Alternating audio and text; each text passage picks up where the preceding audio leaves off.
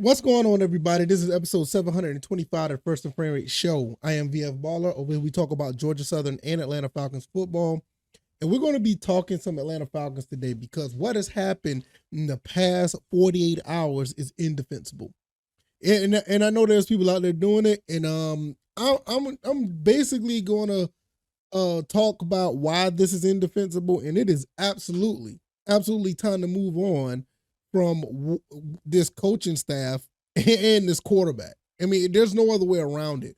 And I'm just going to get into that, give you my thoughts and opinions, and we're just going to start Monday show with that. So if this is your first time here, welcome. I can be found on YouTube and Rumble. I'm also on Anchor, Spotify, Apple, and Google Podcasts. I really appreciate everyone who has been supporting the show and watching, listening. It helps. It goes a long way. I really appreciate it. So if you don't mind, hit that like button. Like I said, it really helps the show get into the algorithm. If you're on Apple Podcasts, give it a 5-star rating. Also follow me on X at VF Baller. The website is firstandframerates.com. And if you want to donate or support the show, the CashApp and PayPal links are below. Now, let's just jump right into this. It's nothing else to talk about. I've already been upset because of the fact of what happened with the Georgia Southern Eagles, but the quarterback for Georgia Southern, he's gone now. There's no reason to pile on. It's over and done with. We're going to go into 2024. Already got some decent recruits coming in. Cool. But with the Atlanta Falcons have 3 games left in the season, and I don't know what's going to happen with this team. I kind of know the end game. I know the final chapter. I know what that is, but I just don't know how it's going to play out. What Desmond Ridder did this past game is absolutely indefensible. It was terrible. It was horrible. It was one of the worst things I've ever seen on a football field.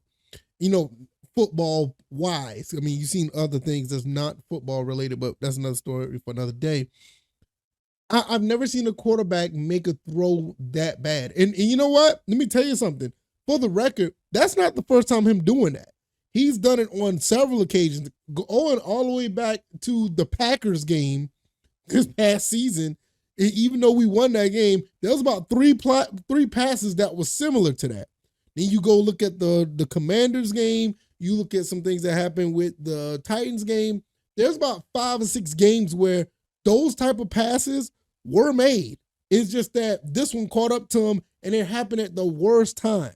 Now, I'm going to get back to the quarterback, but when you look at this coaching staff, not the entire staff, mostly offensively, you look at what Coach Arthur Smith has done. He got players here, and I'm not even mad at the players that he got here. But the play calling, putting these guys in absolutely terrible positions to be successful. I mean, don't get me wrong, I get it. Bijan Robinson has a little bit of the case of the fumbles. He will clean that up in his career. I can promise you that. I feel that in my gut, feeling in my gut and my soul that he will fix that. Drake London fixed his problem last year. Bijan Robinson will fix it in the near future. I'm not worried about that. But if you give this guy 7 carries and you have him blocking for other running backs, you just don't. You can't. And in a sense, I can't even blame Coach Arthur Smith because you don't even have the personnel to get Bijan Robinson the ball in space. Look at your quarterback. He throwed a few couple of passes. They look good, but for some reason, this guy is not consistent at all with being positive, having positive play. It's always something. Something is going on, and so the coach is handcuffed. It's funny. The coach is handcuffed, and he's not being inept enough to have the team to succeed. It's one thing to have a above average or even a elite quarterback, and you're not putting an elite quarterback in position, but you got elite playmakers on the outside, and you got a mediocre to below average quarterback, and that got you handcuffed because the quarterback is always touching the ball, and you still can't get the plays out correctly, or you can't call the right plays in general. It's just absolutely, it's a disaster is what has happened with the Falcons. Absolutely a disaster. The defense plays good ball, but when it's time to hold a team at the end of the game, They always find ways to break. They don't even bend. They just break. And the team ends up scoring or something like that. But you know what though? Let me tell you what this is in my opinion. The defense knows that the offense is not doing what they're supposed to do. They know it. Most of them guys know it. Those guys give up after a while. They may not show it. They may not outright say it. But after a while, in the back of their mind, they're like, you know what? What the hell is going on here? A quarter, especially when Desmond Ridder threw that interception. Let me tell you something. When Desmond Ridder threw that interception for the against the Panthers, that defense, what you want the defense to do at that point? The defense basically made sure this team did not get any touchdowns. They held them to field goals. But you're like, damn, they don't want to win the game. We're holding up our end of the bargain. Now, for other games, you want to talk about the Arizona game, I can't defend that. Running quarterback, kryptonite. They can't do nothing about that. Same thing, Josh Dobbs, kryptonite. Running quarterback, what can you do? But it's like, dude, y'all just, all the way around, it is absolutely terrible. And you know what? In the other half of this podcast, 6 minutes in, I'm going to try to do another 6 minutes on this. I don't understand how people sitting here trying to defend what's going on here. You got some people, I'm not going to say any names, some of them are content creators, and I respect their craft, I respect what they do, but I have to vehemently disagree with what some of these guys are doing, and some girls, I will say that, I've heard some females say the same thing. I don't understand, just because they wear the jersey, you're going to ride with the team. I get it. I'm with you. I feel the same way about this team in general, but I cannot co-sign to bad play. I just can't do that. At some point, you got to be like, you know what? That person or that coach or whoever's up in the booth looking at the plays as a coordinator, those guys got to go. I put this on X earlier today. It's like, look, if a guy if somebody's on the team coaching or playing well, salute to them. I'm good with that. But if you're not playing good, you're making mistakes, you can't get things done, you're no different than a Saints player to me. You're no different than a Bucks player to me. You're no different than a Panthers player to me. It's just that we've been going too long watching professionals not make plays. Some of these guys on this Falcon squad is way too good to be making some of the mistakes they're making. And some of them are not as good and shouldn't be in the position to make a play. So just because they wear the jersey, yeah, I get it.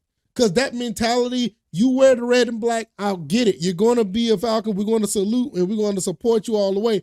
But after a while, no, I'm not co-signing. You throw all these interceptions. You make errant plays. You can't block. You're fumbling the ball. And that's not a knock on Bijan Robinson. Like I said, he's a rookie. He's done more good than bad. I can take that. But some of these people are doing more bad than good. And we're saying just because he got on the jersey, we're going to rock with him. I'm not doing that. Desmond Ridder needs to be on the bench. To be honest with you, Coach Arthur Smith needs to take that Falcon stuff off and go somewhere. You had almost 3 years now, sir. After 3 more games, it'll be 3 full seasons. No, at least by this year, I'll be generous. At least by this year, you should have been in the playoffs this year. And especially with this easy schedule. There's nothing to defend here. Now, there's some people out there, like I said, content creators, some people on X, some people on other platforms, they will defend this just to have you, the listener, to interact with them. And that's what I believe. I believe this is bait. They want you to interact with them. They want you to argue back and forth and make you look like the incompetent one because you know what you see on the field and you got other people on here want to play the role of the bad guy to say, you know what? Let's give him 1 more year. No. One of them got to go. Desmond Ridder and Arthur Smith cannot be on the same field together next year. One of them got to go. It's no way. No way. We've seen enough. We've seen enough. I'm okay. I'm okay if Arthur Smith is the coach next year, but Desmond Ridder can't be the starter. I'm okay if Desmond Ridder is the quarterback starting this next year. I'm okay with it. But you're going to have a different coach. Both of them guys cannot be. And Doug Ragone is another. Those three people cannot be together at the same time next year. I'll just say that. Those three guys cannot be together. One of them got to go going into next year. Because changes got to be made. I've been saying this since the Jacksonville game. Desmond Ridder is not the guy. And I still believe that. Until he proves me otherwise, he's not the guy. He's not going to be, in my opinion, I don't think he's going to be the franchise quarterback of this team. I just don't see it. I would love to be proven wrong because it's a win. That means my team is going to be successful, but I don't see it. Coach Arthur Smith has already shown us what type of coach he is. He's a mediocre coach. He's slightly below 500, which is not really mediocre, but he's below 500 as a coach. Can he turn it around? Look, the thing is, he has all the pieces in front of him to turn this around. The quarterback play, okay, cool. You got a defense. You got a decent offensive line. You got 3 running backs. Hell, even if you got 2 of them, if Cordell Patterson doesn't come back, you got 2 good running backs. You got a pretty solid tight end. You got a receiver that is about to be one of the elite receivers in the game if he gets a decent quarterback that can get him the ball. Jonnu Smith comes back for another year. You got a 2 tight end set. You get a wide receiver number 2 to complement Drake London. You're good. You look at the secondary. Jeff Okudah, okay, but you got Clark Phillips. Slow down on the penalties. He'll be all right. These rookies going through some growing pains. That didn't even play all season. Helms looking good. Jesse Bates, do I need to say any more about him? He's awesome. AJ Terrell, good. You look at that front 7, everybody on the front 7 is looking pretty good in my opinion. I can't find nobody on that defensive front 7 that I would want to get rid of. So you got all the pieces, Coach Arthur Smith. If owner Arthur Blank decides to retain you, I understand it. Do I want it? No. I think a better coach, I ain't gonna say a better coach. I think another coach could come in and do better things with these pieces. But if he's gonna be here, Desmond Ridder can't be his quarterback. Desmond Ridder can't be his quarterback if he's still gonna be here. And if Desmond Ridder's still gonna be here, Coach Arthur Smith can't be his quarterback.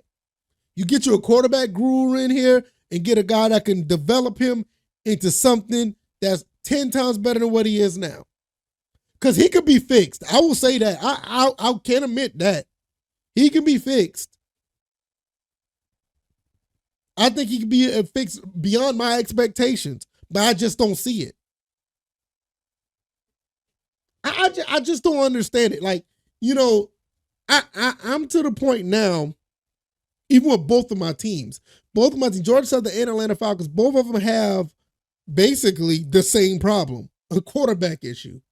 And in some cases, a coaching issue if you want to bring Coach Clay Helton into this. But I'm not going there. I'm leaving Georgia Southern alone for right now. So when you're looking at these 2 teams, I'm fed up. I'm fed up. I have nothing else to say. I have nothing else to say regarding what happened this past weekend. I really don't. But something has to change. Something has to change. I know we get a new quarterback for Georgia Southern. That's cool. But if we don't get a new quarterback for Atlanta, that coach cannot be there. Ragone cannot be there. And vice versa. If the quarterback, if the coach is going to be there, Desmond Ridder cannot be the starter. He can't. There's no way. No way. Y'all asking for failure once again. Something's got to give. It's indefensible, man. It's indefensible. If you like this commentary, hit the like button, share this podcast, subscribe to the channel if you haven't already. Let me know what you guys think. I am going to get up out of here. It is Christmas week, everybody, so I'm very excited about that.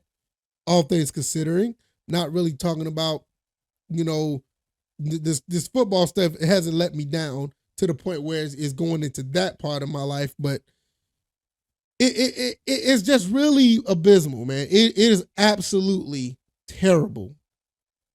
I can be found on YouTube and Rumble, also on Anchor, Spotify, Apple, and Google Podcasts. Give me a 5-star rating on that Apple Podcast avenue if you haven't already. Any other avenue that you're listening to, give me a like, give me the highest rating possible. I think I did a good job. If not, please let me know. I like to listen or read the comments for the most part. I like to read the comments in the comment section or on the reviews of the podcast. I really appreciate it. I could be also on followed on X at VF Baller. The website is firstandframerates.com. If you want to donate to the show, it is CashApp, PayPal. All the links are below. And I'm going to get up out of here, man. You guys enjoy the rest of your evening. I'm out of here. Y'all be blessed. Peace.